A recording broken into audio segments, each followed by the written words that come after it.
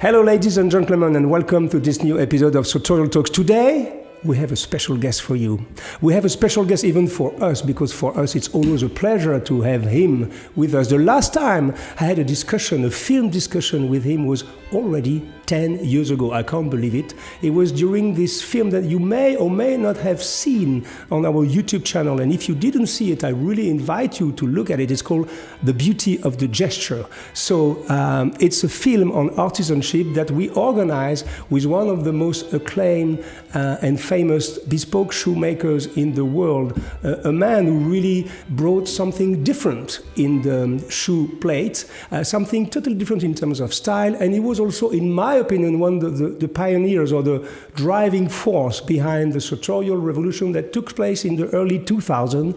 And of course, this is my friend Pierre Corthay. I'm so happy to have you once again, my friend. Thank you, so do I. How have you been since these last 10 years? Oh, very good actually. Well, yeah, very good. Yeah. A lot of projects, yes, a lot of things. As usual. Yeah, as usual. A lot of work. So, for those who may not know you, I'm sure that all the shoe lovers will be so happy to have you again with us.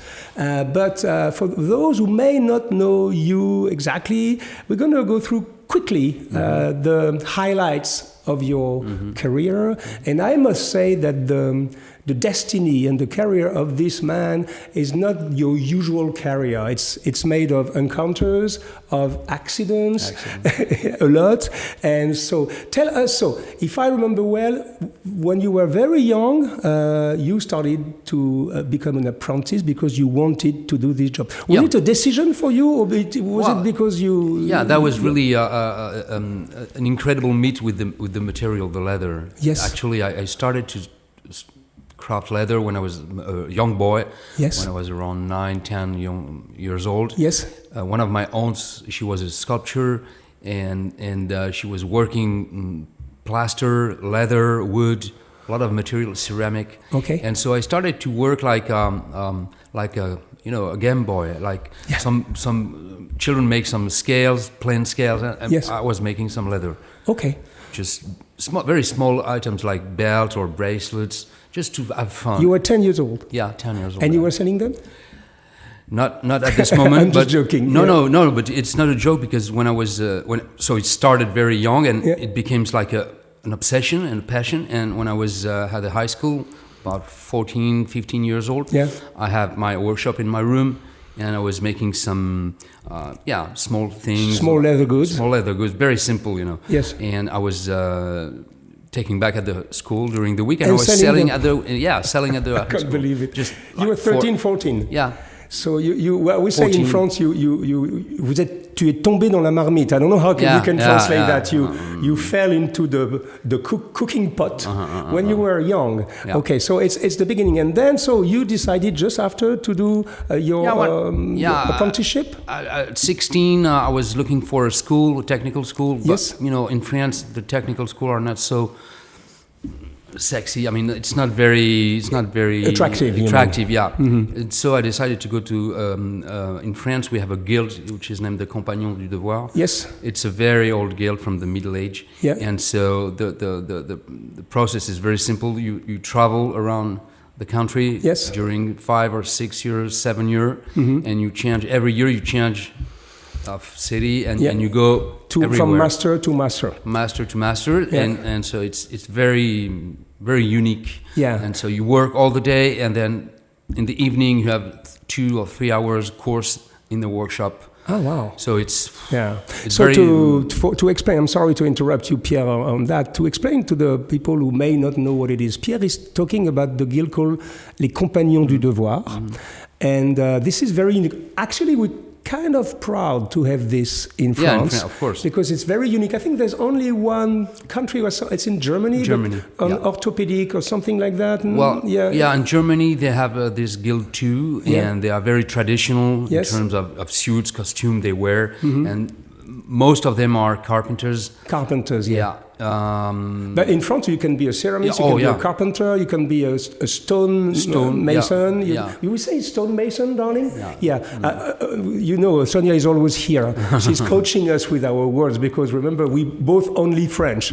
Actually, you both French and Swiss. He has a dual nationality. But so this guild is for us, it's a pride for France because it's a valorization of the craftsmanship. And so if you want to embrace one of these jobs who are difficult jobs like stonemason, carpenters, cabinet makers, ceramists, and shoemakers, you have to do this Tour de France. So it had nothing to do with biking. No. But we call it the Tour de France, right? Yeah, this is what we call it. And then you go from master to master, and then so the idea is simple. The elder, teach the younger. And then after you have the duty to teach to the even younger. Yeah, so it's a kind of a brotherhood.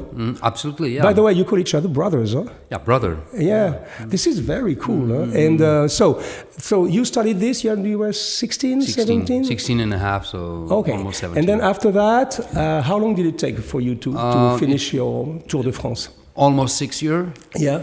Because I had the opportunity to go in very, very fantastic masters. So, I won time. Mm-hmm. And so I finished, I was 22.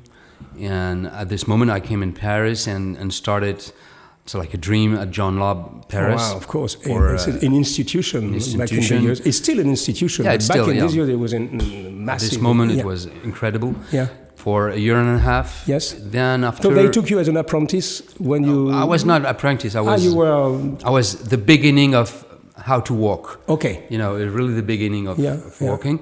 Yeah. But it was really, really important for me because I met some incredible craftsmen at this moment. Craftsmen who are 65, 70. Who were 70 already back in the years. So some of them may have learned their craft before World War II. Pre-war. Wow. Yeah. So, and then after 1 year and a half, I have the chance to be contacted by Mr. Berluti. Yes. To replace the head of manager, the workshop. The manager of the workshop who was going in retreat. And so I spent 1 year with this man. Yes. What was his name? Jean Bourles. Jean Bourles, exactly. So it's a kind of, I like to say the names because in this industry, it's important.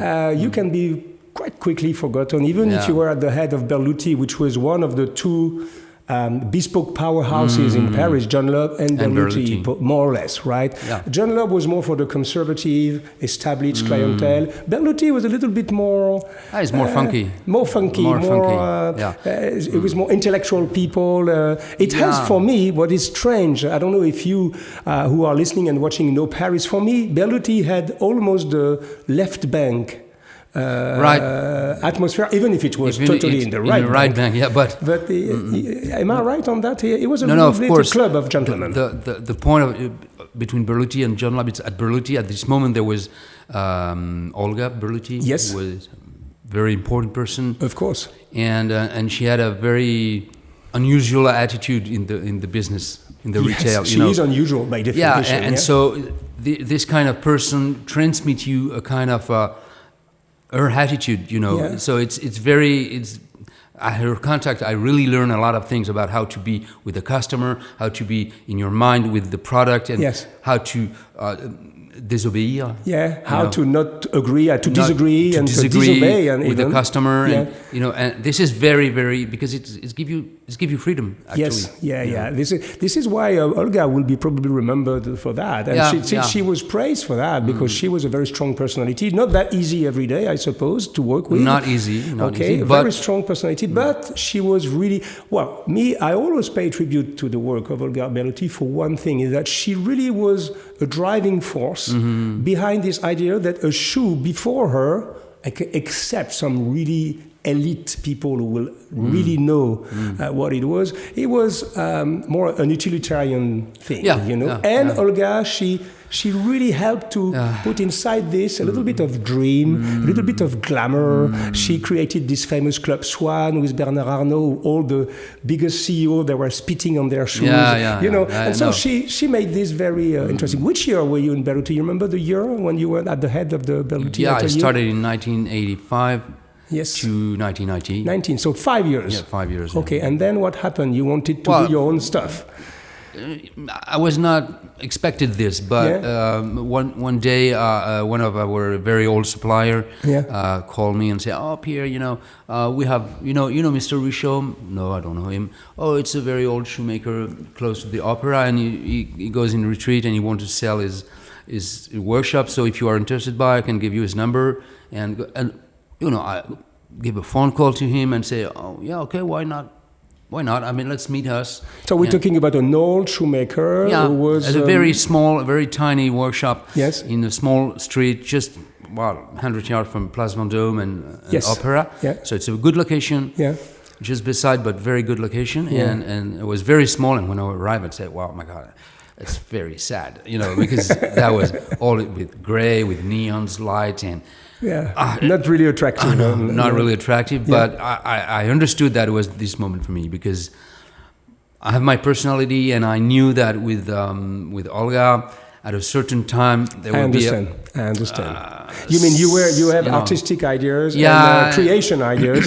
And everybody have his own ego, and with Olga, I really knew that at a certain moment it will be a little bit complicated. Okay, so you decided. So I decided, to spread your wings. That's the moment, and that was the very beginning of the Kuwait War. Yeah, if in you 1991, remember. 1990, 1998. And so I said, "My God, and it was a very, very bad moment." Yes, it didn't.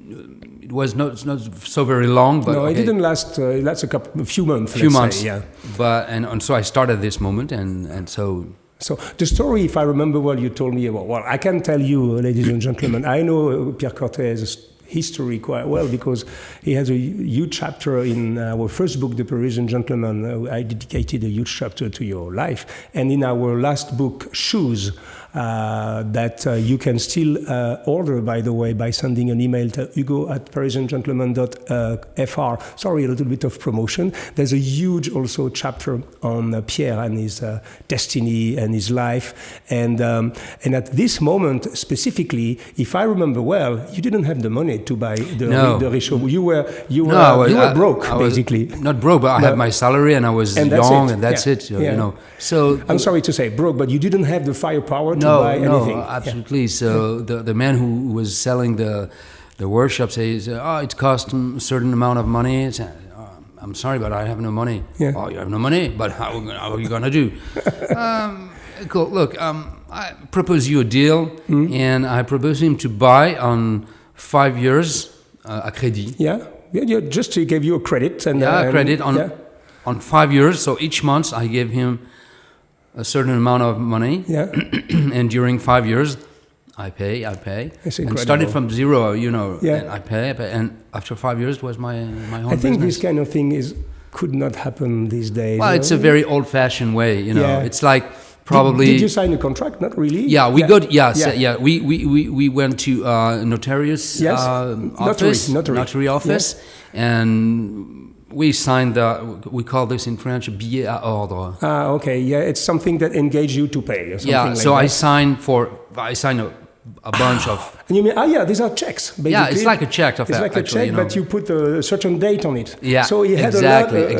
That. Oh my God. So it means that you were working to make sure that these checks will be paid. Absolutely. Wow, that's I signed it, I gave it to him, and each month he came, give me one of this billets à ordre, and I make him a check note and we change, and at the end I have and it lasted for 5 years. 5 years. Yeah. But in between, many things happened. Many things happened.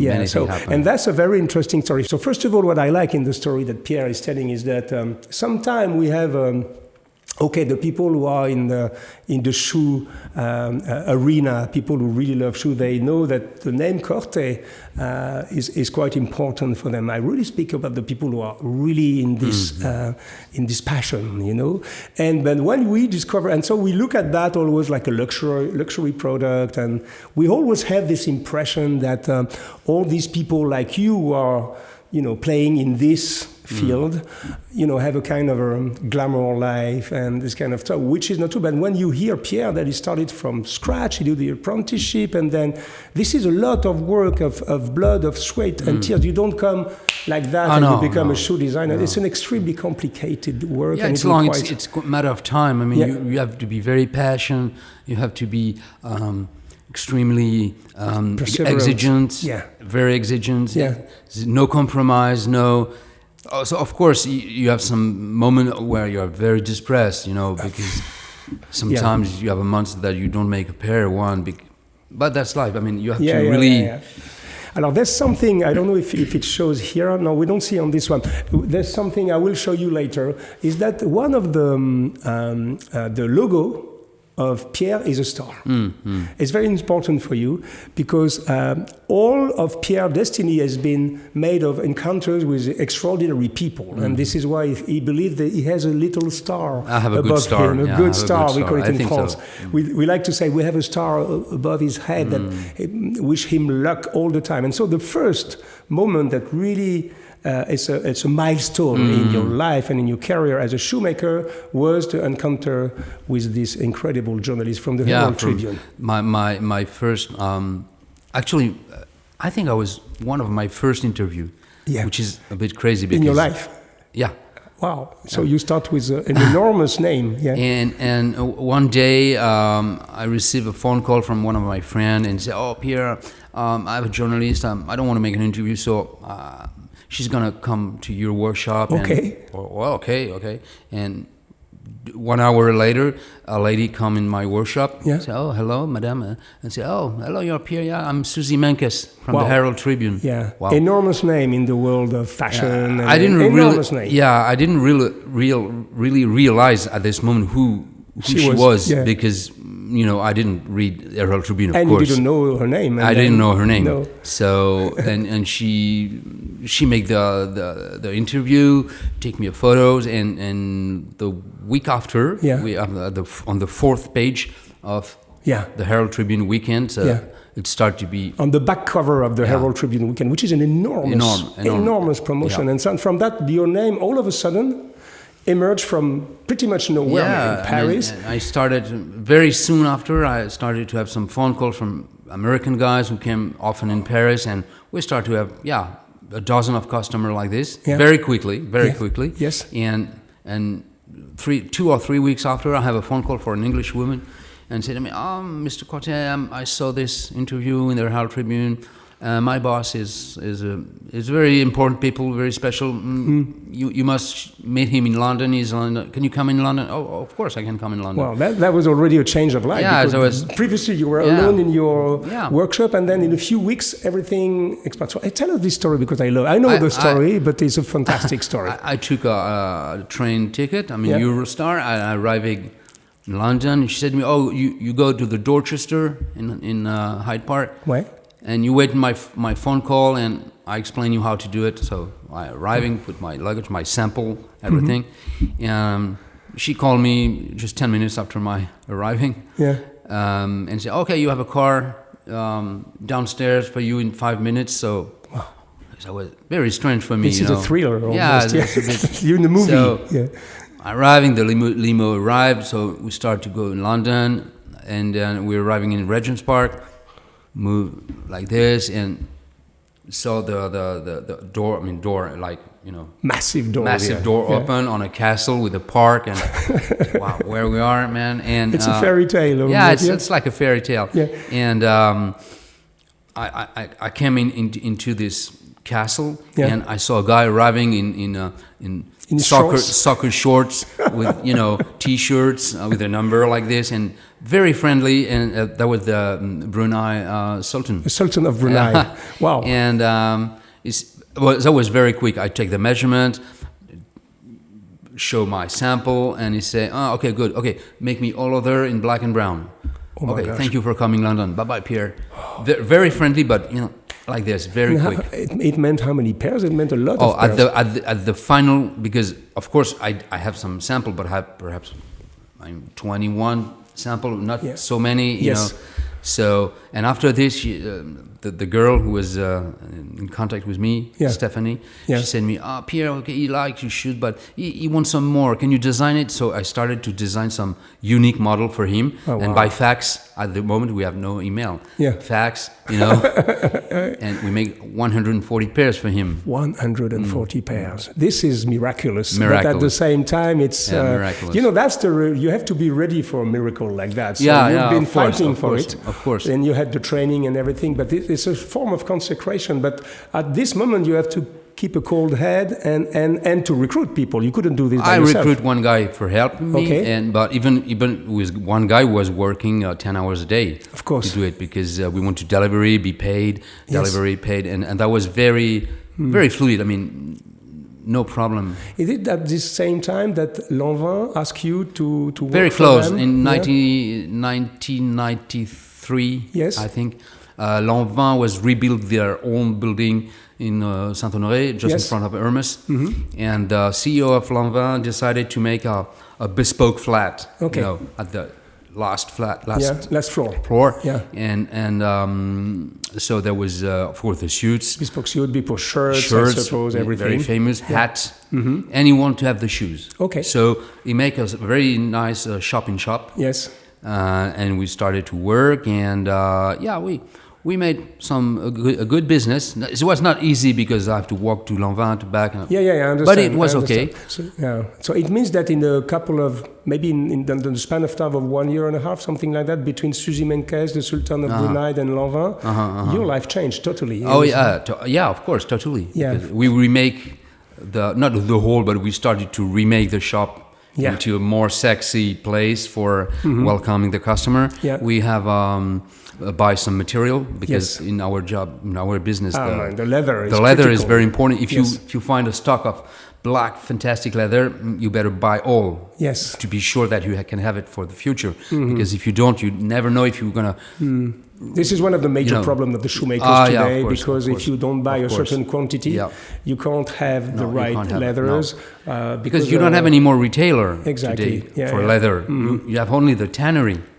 And which are sometimes owned by luxury groups, so they keep the leather. It's another debate, actually. It's another debate, but it's complex. After this moment, we started to have a good trend in the bespoke. So So it's very interesting. And by the way, today, you still are at the same place as the old man Richaud that you bought with all these 5 years checks. Of course. So you kept the same place. Of course, it's important. And we kept the same place. And of course, this place grown little bit by little. You're buying a little place here. In the courtyard, the door, there was a concierge, door woman, with a small place. So we took it, and now it's our workshop, So we really... You've been colonizing all the it's kind of this is very charming place, your place, I must admit, because it's not your usual luxury shop. The shop is tiny but beautiful, and then you see that the office is in the courtyard, and then the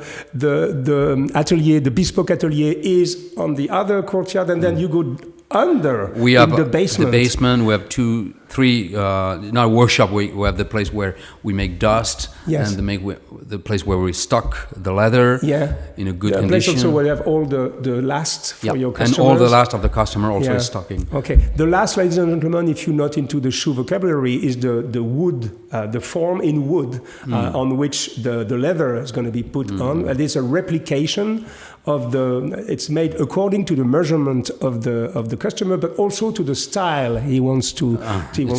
I'm going to show you. This is, for example, this is a last. We're going to speak about this later. This is Pierre called this a Parisian last. It's somewhere between a British and an Italian, so it's a little bit rounded. You see, that's a last. And then I show you another one so that you can see the difference. You see, this one, it's the same actually.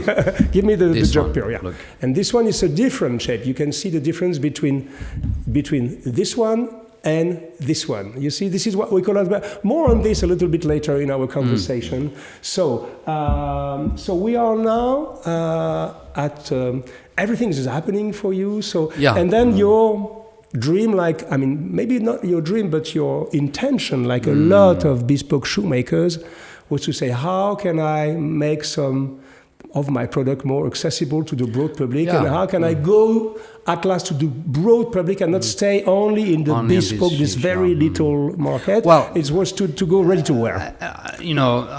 As a lot of artists or artisan, what you want to be, it's to be the most recognized as possible. Yes, of course.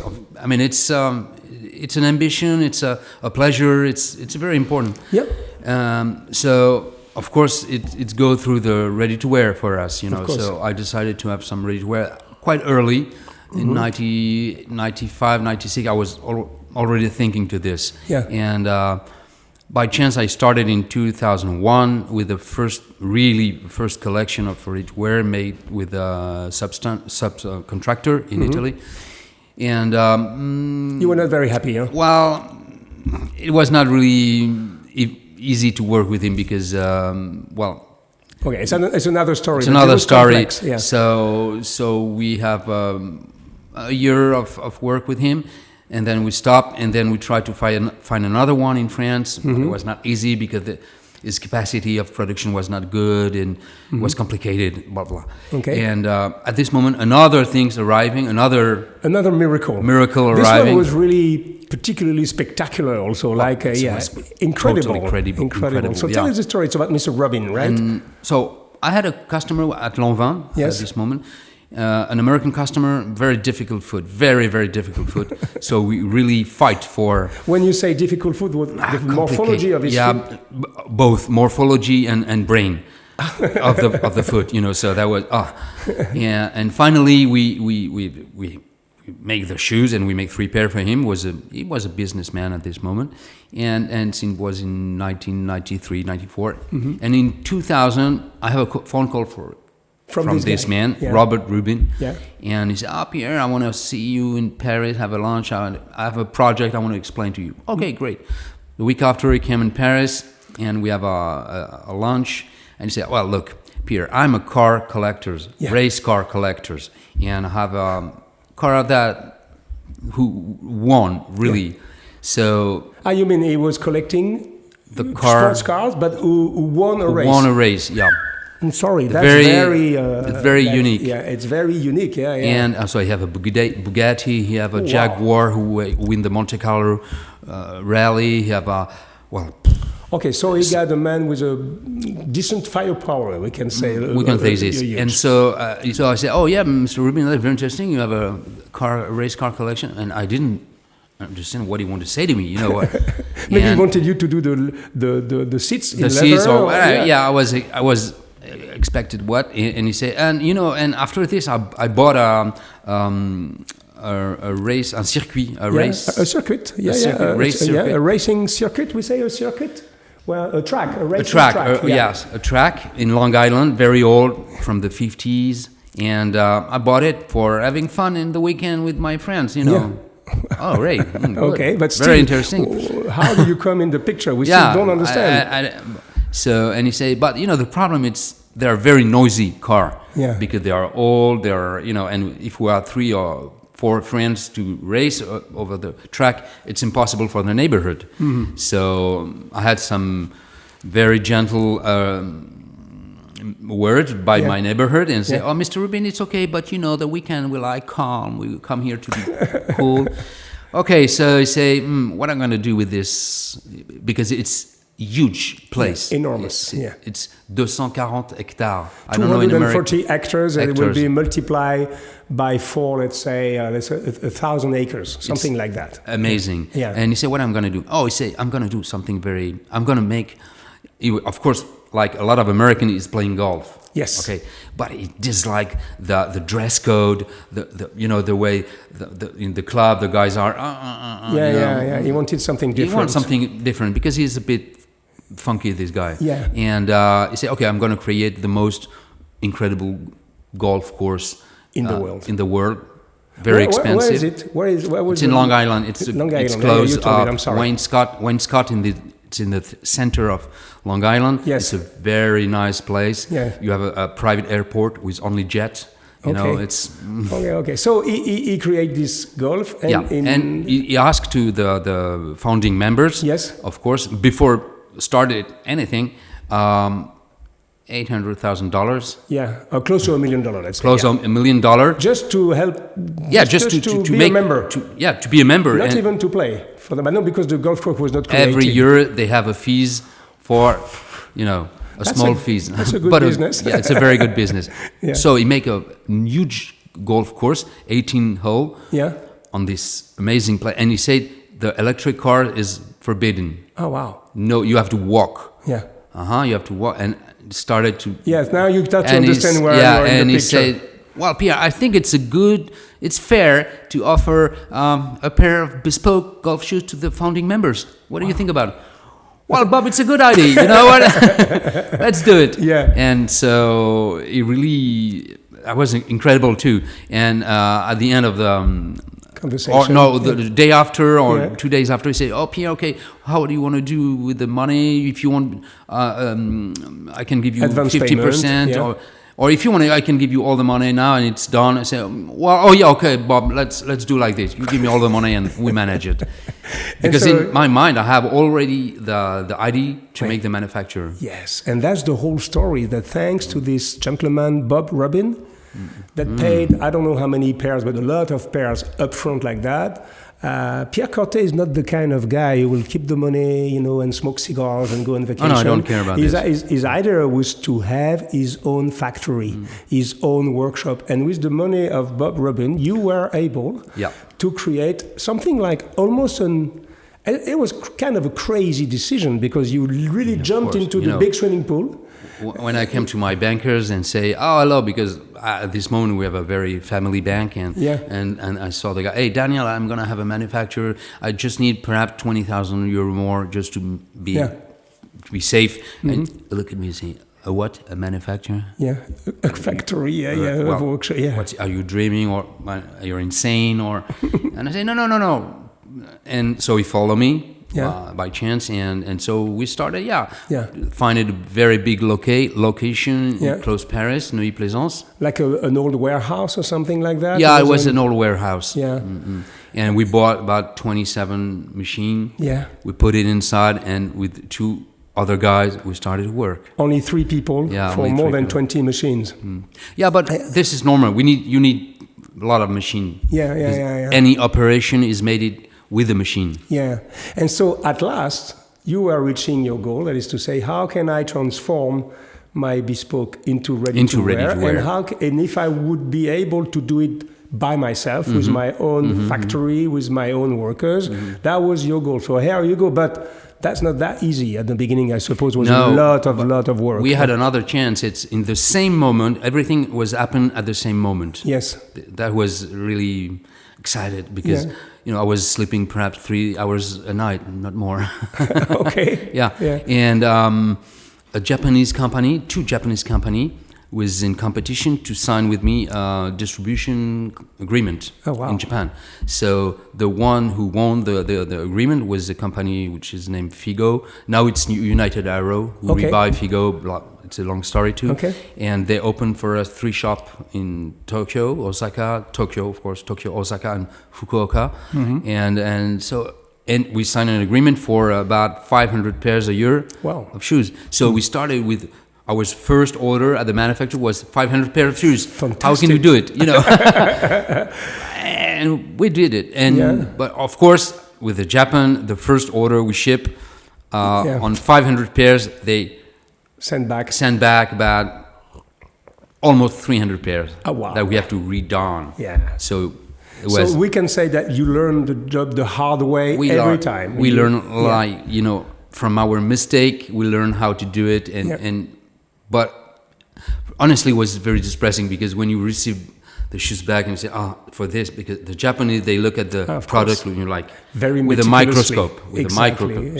So, this is why we like them also on the others. But in another way, it's a chance because you increase your know-how little by little, and it's finally, at the moment, you are very at the top because no mistake possible with this man. So this is a fabulous story, I must say. And then after, long story short, you develop your manufacturer, your factory, and then the crisis hits in 2008, specifically in Japan. Everything, that was very difficult for you, and so you went in, let's say, cloudy weather in the business, very difficult. Stormy weather, of course, and it was extremely close to be not the end, but maybe a little stop in your adventure. And then Xavier de Royer came into the picture. That is your partner still right now. It's our partner today since 10 years now. Okay, and he make a really good thing because on the first idea when an investment come in business like us, it's say, oh, you have a factory, you have a factory, perhaps we can find a subcontractor in Italy or everywhere. We're gonna cut the cost and the overheads. Yeah, he didn't do this. Yeah, not only didn't do this, but you created a new factory in a French region in France. We have the west. The west, center west, let's say. It's close to the city of Cholet, and it's the cradle of shoemaking. This is where all the shoemakers were. Today, not anymore. It's the only place in France when you have some shoes manufacturers and shoes component and all these things that we needed. Because the problem, it was close Paris, we were not in a very good ecosystem for the shoes. Yes. No, for example, if you need a spare part on your machine, it was difficult to find. Difficult for a mechanic boy to repair. Everything was very complicated. So you decide to move to Cholet. And that was really, really a very good decision. Because today I must pay a tribute to Pierre and to Xavier and to all the Corthay company for that, because we live in a world these days, ladies and gentlemen, you may know or may not know, that most of the brands, they subcontract their shoes, or except in France, we still have some good makers like JM Weston, we have Paraboot, we have Eshung, you have all these people who really have beautiful factories, but most of the time, more and more, because of the cost of labor in France, people, they just go outside in Italy, in Spain, or even further for Romania, some people, Romania, and Portugal. Actually, there are some good makers. No, Portugal, it's a very, very, very good country. Yeah, they really increase their expertise there. Yes. Honestly, today you have the Italy, which is, of course, in terms of amount of company and quality, the first, but the second one is Portugal. Spain also is becoming a little bit important, but Spain, for a different... it's only Balear. The three Balearic. They are very good. They are very good. Mallorca, they are very good. There are three companies there: TLB Mallorca, Carmina, and Lotus, which is a more... George. Yeah, but Lotus, we if you are interested, and if you're a woman, you should wait a little bit, because with Sonia, we are working on some partnership with Lotus, because they do a woman line, which is very interesting, extrapolated from men's shoes. Just a bracket. So yes, so instead of going abroad to subcontract, you decided against all odds, because that was not an easy thing to create a factory in 2010 in France, believe me. And so we have to pay a tribute to you on that, because you decided to stay local. Of course, for you, it has an advantage that you still have the hand on your production. Yeah, and it's easy to communicate it with your team and your makers. And I can go once a month, or if they need me, I can go there in 2 hours. I'm here. Yeah, it's very, very convenient. Okay. Now I have a question, because let's speak about shoes. Thank you for this. It's like a small saga. I like it. It's you see, the most beautiful story in the world and in life are not very straight stories. They can have accidents and, moments of doubts, I suppose, moments of suffering, and then moments of exhilaration, because you have the impression everything is happening. And then soon after, you have another depression. It's life, basically. But I like this story because specifically in the luxury industry, people have this kind of biased view on with a lot of glamour and stuff like that. This is not this, ladies and gentlemen. Real piece of art, real shoes like that. It's a lot of blood, of sweat, and tears. It's a lot of efforts, and it's a beautiful story. So now we're going to speak about shoes. And before going into the new models. Pierre came with a little bag yesterday with a few models that are the Corthay in 2021. But before that, and then some people among you may not know your iconic model. Well, I say iconic. Well, in your case, we can really say iconic. One day, I speak for myself. I remember I was working. I was already very, very passionate about shoes and suits. And I was going to Chiffonelli. I was a client at Berluti. And one day I hear about Pierre Corthay, and I look at this incredible model called the Arca, which is one of your most your bestseller. It's our bestseller, yeah. Yeah, since the beginning, basically. Since the beginning we started, yeah. And it's not a new shoe. So I show you, this is the Arca from Pierre Corthay. So you see, we don't show you a new shoe because this is my shoe. You see, I've been wearing it a lot. So we have a little discussion. I thought it was before 2000 something. I thought it was 15-year-old. Pierre said it's probably between 10 and 12-year-old. Yeah, probably. Whatever. But you can see how this shoe still is impeccable after 12 years. Okay, I have a big shoe closet. I have a lot of pairs. I don't wear the same shoe. This is my one tip. It's very easy. Try not to wear the same pair 2 days in a row. That's all. And then use the woods. Yeah. And with this, you can extravagantly make the life of your shoes extravagantly longer than if you don't. So that's the one. And this is an incredible shoe.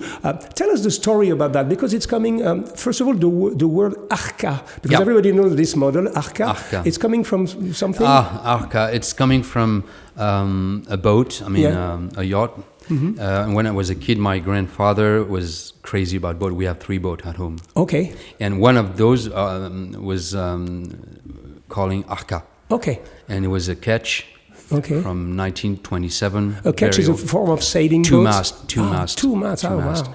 Not so big, 12 meter, which is not so big, but it's okay. We can go all the family on it. Yeah. And I really spend the most fabulous vacation, and we go every weekend because we were living in Montpellier, 8 kilometers from the sea. So we don't have a countryside house. We have a boat. Okay. So we go every weekend, and all the summer and vacation we can sail. So you were, and I have my first emotion with the girl on the boat, and I have my first with my grandfather. Sometimes we go just me and my grandfather. So that was really a privilege and a super moment. So that's why I call him Arca. You call this the Arca. And so the genius of that, and I would say even the genius of Pierre Corthay, because there's a lot of people who are very good technicians, they're very good at making shoes, is that he has some kind of a sixth sense in terms of design. What I like, it's a double 2-eyelet derby, quite, I would say classic, a beautiful loss, but not very aggressive, very soft. Okay, but for me, the stroke of genius is this part. I don't even know what we call this. Tongue. The tongue, the tongue. And you see, because if you have this without the tongue, it's not the same shoe. Even if a tongue with a round line, classical round line. Exactly, but if you have this, all of a sudden it's a different shoe. Yeah. And I remember. I saw this on the internet. I rushed to your place, Rue Volney, and then I immediately bought one pair. The thing is that at Corthay, at this moment, you couldn't buy. It was like Berluti. You couldn't go inside, buy the pair because they have to have your size, and they have to have. And maybe I wanted a special patina, or you have to wait a couple of weeks.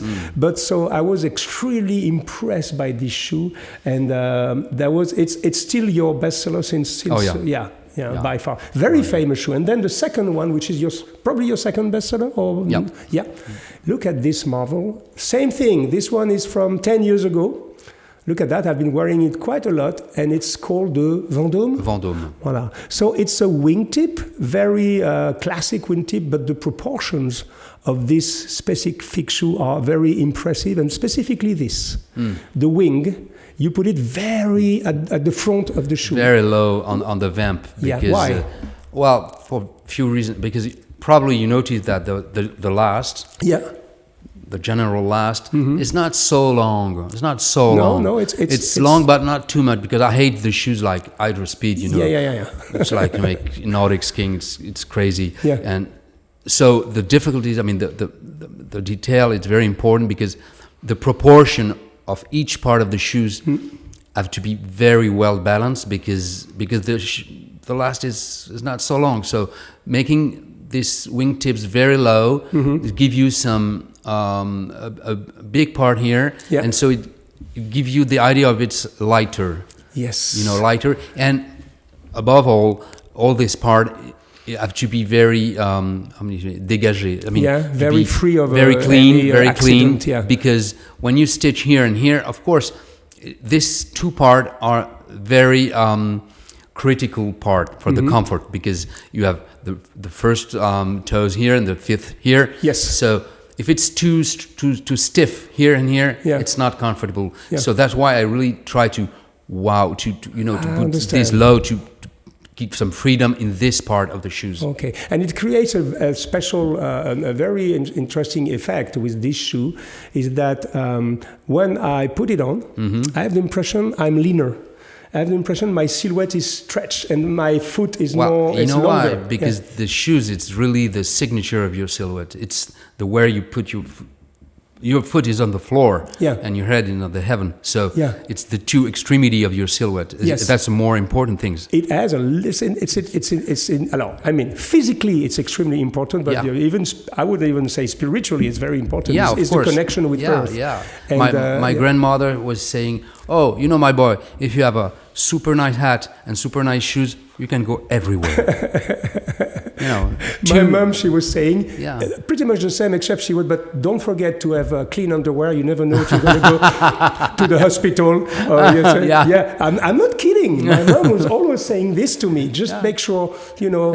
You never know it. You never know it. You know, and I will always remember that to say, oh my gosh, she was right, actually. Anyway, I'm sorry. That was a little memory from my youth. So you understand that when you do shoes like that, this is the man on my right who created those marvelous shoes. And believe me, my point here is to explain to you, if you are new in this world, is that you can say, okay, well, that's a classic men's shoes, but there's nothing as different as two pair of shoes from two different makers. And I want to attract your attention, ladies and gentlemen, on the fine details. And this is all it's the same for bespoke suit. There's all the details that makes a huge difference in your silhouette and in your elegance, and also in the fact that you feel great with what you wear. Yeah, exactly. This is probably the most important. Now let's deep dive into the Corthay of today, because Pierre gave us was kind enough to bring the new models of 2021. All of them are already, you can buy them already. They are in the stores. Of course. So let's start with, for example, this one, because we spoke about it. So this is your absolute classic cap-toe Oxford. You can't be more classic than this, except that once again, I don't know why, but this guy is maybe some kind of a shoe magician. When I look at it, I say, well, this is your classical Oxford, and I can't tell why, but he has a strong personality, while being at the same time one of the simplest shoe in the men's style arena. What I notice immediately is the shape. It's different. The last is a little bit more rounded. A little bit more round, so half square toe, we said, and very flat here, very flat at this part. So it gives you something very light. Yeah, but and good space for a very good space. Good space when we look at the toes. Yeah, the nails box. Yeah, and after this, when you create the shape of the shape in a certain way, it's the hard disk of the shoes. Okay. It's really the sole of the shoe. You can have a fantastic upper, a great sole, a great work. If the shape is not good, it's a fail. Yeah, we call it a last. A last in So the shoemaking. first thing is really to hone this last. Probably I make a dozen. Okay. You know, with fitting, try at the workshop. I mean, our RD, it's the workshop. Yeah, you know, I understand. Research and development is our workshop. Yeah. So, but after this, the design on this last, it's very important, because as I said before, the proportion of this part between this part and this part between this part have to be very at the millimeters. And when you're looking at this model, you're looking at the back part we call la talonnette, this part, which is a very classical part of the shoes in the Oxford. And my idea was to making this line a little bit lower than usually to go to this line, and so this. You mean to make this line match with this one? Yeah, match this one, and put it lower than usual. Lower than usual, of course. To be lighter. Okay. Always you mean to be visually? Lighter. Visually lighter. And also physically lighter. And physically, it doesn't change nothing. Okay. It's just a design. Okay. But it's like a draw, you know. It's how you draw and how you balance the whole element, you know, between one or the other. So it's very important because this is who gives the thing that you don't know. You can explain why does it work. That's what I was saying. I can explain why it looks good. But when you look and say, yeah, it works. You know, it's funny. This is, you had, ladies and gentlemen, you had a crash course of shoe design by Mr. Corthay himself. But it's a question of time, actually. It's of course, really a question of time. It takes a lot of time to design. It takes time, and you know, when I do it, when I made the last, I carved the last, man. Yeah. I put it on the floor, let it sleep 2 days, and 2 days after I retake it and said, this is not good. So people are not aware of the fact that the last is, I like what Pierre just said, is the soul, is the heart of the shoe. It's very important. So let's continue on the same last, on the same shape. Yep. So you created this very same thing. I don't know why. This is a classic 3-eyelet derby. Nothing spectacular, but it still have a strong personality that you can only find at Corthay because this is your style. And that's one of what you achieve, Pierre, I can tell you, I'm the first one who's going to tell you, is that you managed to be coherent in your stylistic approach since 25 years. This is my opinion because we know each other since a long time, and I've rarely seen somebody who was so coherent. I can tell, and Sonia can be my witness, I can immediately tell, oh, that's a Corthay. I don't even have to know the model. I don't even have to know, well, actually I can tell a lot of shoemakers because that's my job.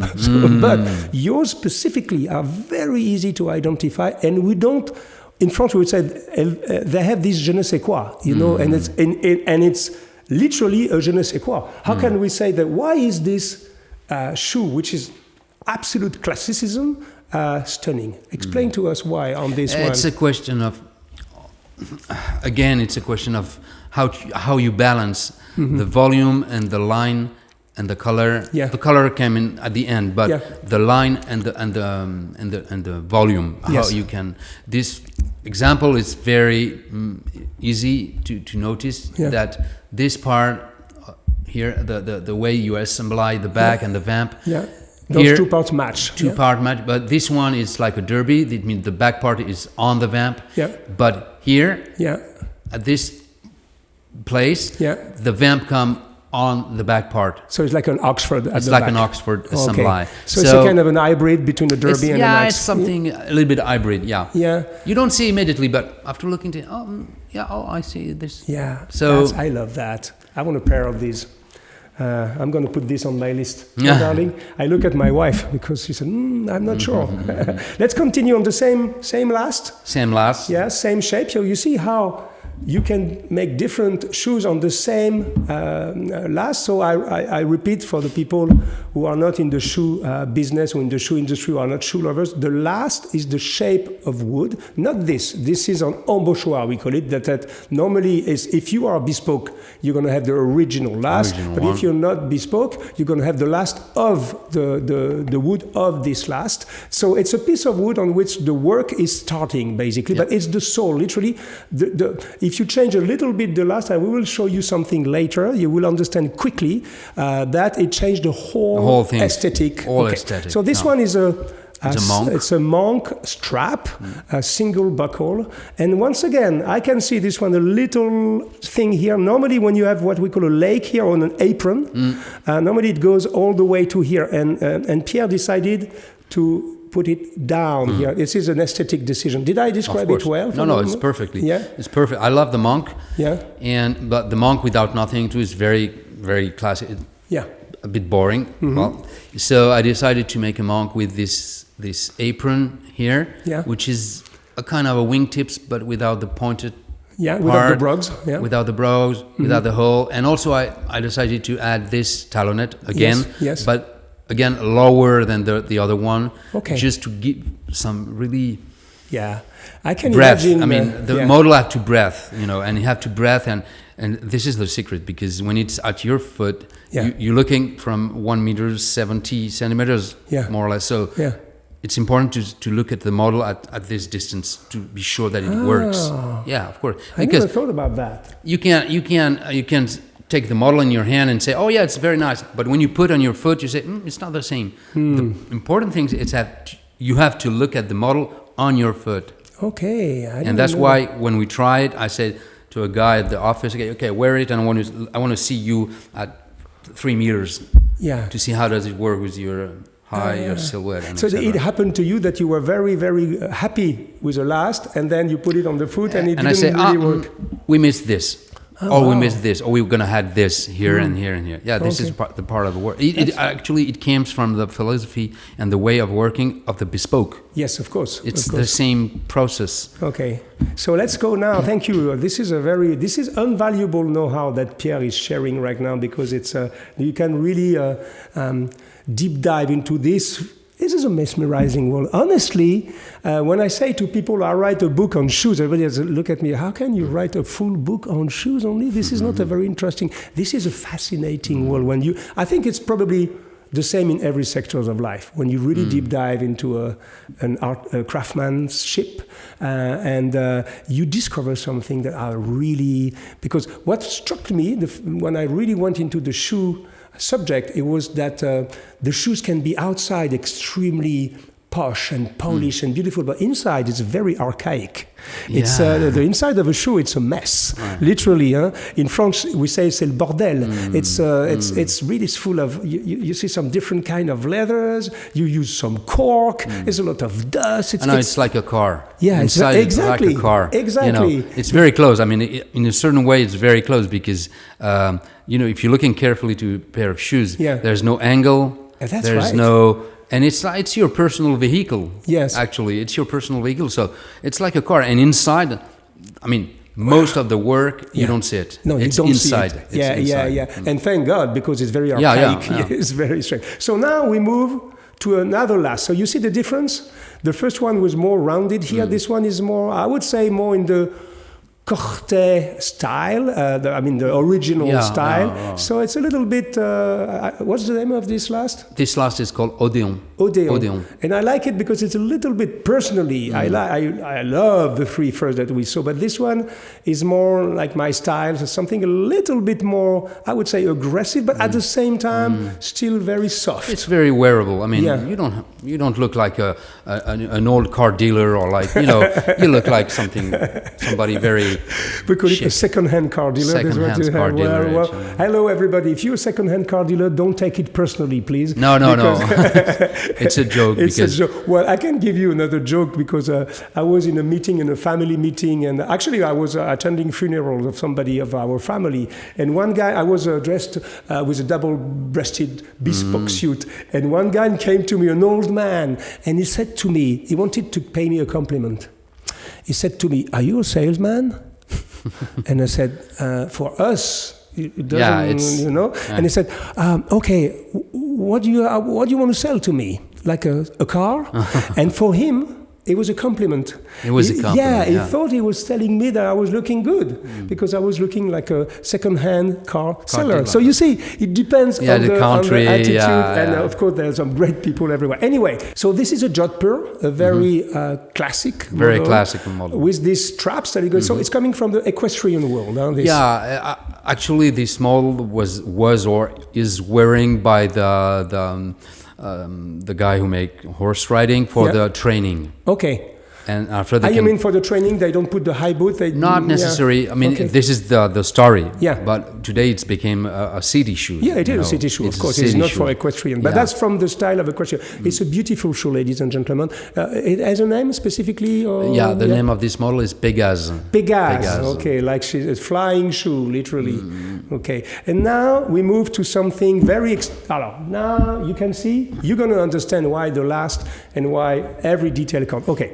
This is not your most discreet shoe in the world, but it's because of the color, of course, which is blue with a little bit... This is alligator? This is alligator. And this is... But look at the shape of this shoe. You can see... So we call this a sculpted... A sculpted toes. A sculpted toes. So that's to say this sculpture is made on the last? The last it's slightly sculpted. Yes. Then after, when we lasting the shoes at the manufacturers, we work with special tools to really exaggerate it a little bit and to sculpt the leather when it's fresh. Yes. And after it still remain like this. Yeah, so you understand that, and that's ready to wear?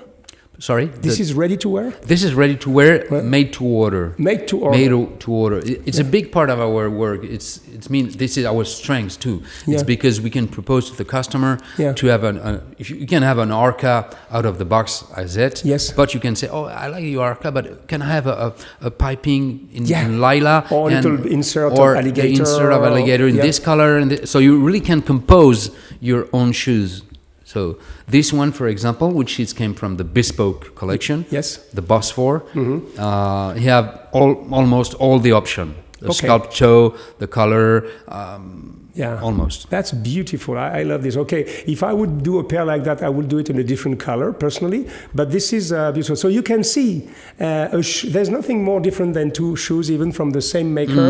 And this is what I like. I must say something, and then before we move to the more casual side of your work, I must say that every time with Sonia, we take somebody into your shop in Paris. It happened to us many, many times, and people from abroad and say, do you know a good shoemaker? I said, yeah, of course, I know exactly. I remember people were having a night at the Ritz Hotel, and they asked me where to go for shoes, and I took them to your place, and they were literally say it's extreme. Well, we have to admit, Corthay and everything he does, his shoes and all his designs since the beginning, they are extremely sexy, and even the women, they love the arca. Of course. It's incredible. This model, a lot of women are buying this model because it has some kind of a, hybrid, aesthetic that is very unique. And so I must admit that you are very recognized also for that. We know for there's a special, a special soul in everything that you do. And now we move to this. Ladies and gentlemen, if you are following me and Sartorial Talks, I'm not very much into the casual shoe. Actually, I am moving slowly with my generation into that. But we go to the other extreme of the market with this. This is an unidentified walking object for me. In France we say, you have the UFO, so it's a UWO, this one, because it's very soft. Very soft. Explain to us what is that? Well, we started recently, a few years ago, to thinking about the casual shoes because we know that our customer in weekend or in vacation, they don't wear a city shoe. They need something different. And this model, which is called the Pila, like the Dune. It's made in a very fantastic suede, unlining, so it gives you maximum of comfort. Yes. The sole, it's very specific. It's a sole in Ever. Okay, it's natural. It's a natural gum. Came from the tree directly from the tree. No synthesis, no chemical. It's just chemical, directly from the tree. And it's made by a very, very old French company. Yes. And it's fantastic because it's moisture. It's very, very solid, and the comfort is amazing. Yeah. And so we didn't really expect, but we had a huge success with this. Oh wow! Huge I success. can't believe that. That's you another can one make in it just color. If you want it, you can have a sliced patina here on the back part. Oh yeah. Oh, here is the star. And here our logo. We spoke about the star. Yeah, honestly, I was surprised. Oh. Yeah, but really, we bought I don't remember, a couple of hundreds of shoes, and we sold it. Any shoes, any. Oh, that's incredible. Everyone. Okay, so I'm going to give it a try. You see, actually, we must admit that we are in a generation that I understand. I was a resistant about sneakers and all that stuff. Okay, I must admit, and it's always the same, is that at first. It sounds for me, I love having real leather shoes, and I love the style of it, and I love how beautiful it is. It's but at the same time, we are moving to a new era. It's a part of your life. You are not all the day during all the week during all the months. In a suits with the tie, and sometimes you need some comfort, something where you can walk faster when you can walk, So it's a compliment. But what is interesting for me is that previously, this world of casual shoes were made by mainly enormous brands like Nike, like Reebok, like Adidas, so it was some kind of a different world, literally. I was not some kind, it was an absolute different world. But now, people like you, like Berluti, like many, maybe John Lobb is still not exactly there because they still very few. But a lot of makers are going more and more into the casual side, and this is good for the design of it, because you can see, you can feel that this shoe has been designed by a shoemaker and not by a brand, and specifically if you also handle the leather, if you put leather in some sneakers, so it's a new. I keep an open mind. It's interesting because it's this different world inspire the other, and the other inspire the other, and it's a big porosity who are really born in this last 5 years. 5-6 years. And the world of the sport, of the sneaker, of the casual, and the city started to mix and to have some relationship, like life. And because the life's changing, the way of you dress is different, and so of course the way the shoes are made is really, there's an evolution on this. I can confess, ladies and gentlemen, and I may shock a few purists out there, but I am starting to get more interested also into the casual shoe arena, and believe me, if I start to be interested in that, it means the whole world is interested, because I was a little bit resistant, but I can see now some really interesting progresses, and for you it can be quite refreshing also at the same time. Of course, because it's a new way. You can thinking, and it's at the beginning is very difficult because you are programmed from for the leather, for the very but little by little you have to move your software to go in another direction. Your brain and it's not easy, but it's very exciting in a certain way, because you discover some new things, some new material, the mold for the sole. It's just a new world, And so you're going to continue on this track and try to develop new models. Of course. So I will give you an appointment, Pierre, because I know you have one or two projects in mind, and I know when Pierre try to really bring something new in the plate, that's what make you famous, and what made you that made your name grow into this industry, that you don't really do things like others. You always have a fresh take. That's my opinion on your work. And of course, we are looking forward to discover what you have in mind in this casual era. And I know that when Pierre has something in mind, this is one of his biggest strengths. He's a fantastic shoemaker, but in my opinion also, he's a fantastic designer. And by the way, you have a few other activities besides. You see, in France, we say if you want to be successful, if you want things to be done, give it to a very busy man. And I think it's very true. People who have nothing to do, normally they don't deliver. People who are overwhelmed, they deliver, because it's a second nature. So you have your activity now as an artistic director of Maison Corthay, and you design all the shoes, and you are managing the bespoke shop, but also you have some kind of parallel activity as an artist. I need this. So actually,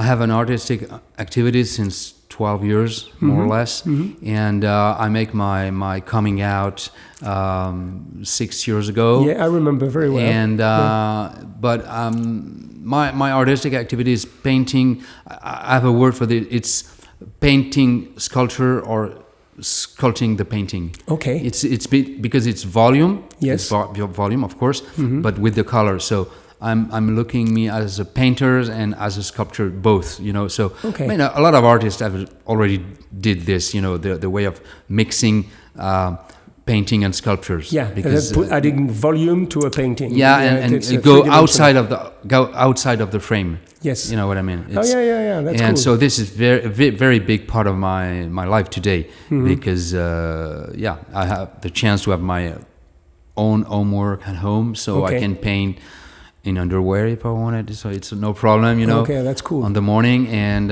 it's. And you already had some exhibitions, monography. It's. I can say for an artist like me, who are a young artist in a certain way. Yeah. I have about 4 or 5 exhibitions a year, which is very great. good. I have a lot of friends, artists who didn't have this. Yeah, we speak about pre-COVID, of course. Pre-COVID, yeah. Of course, because nowadays all these cultural places are closed. Yeah.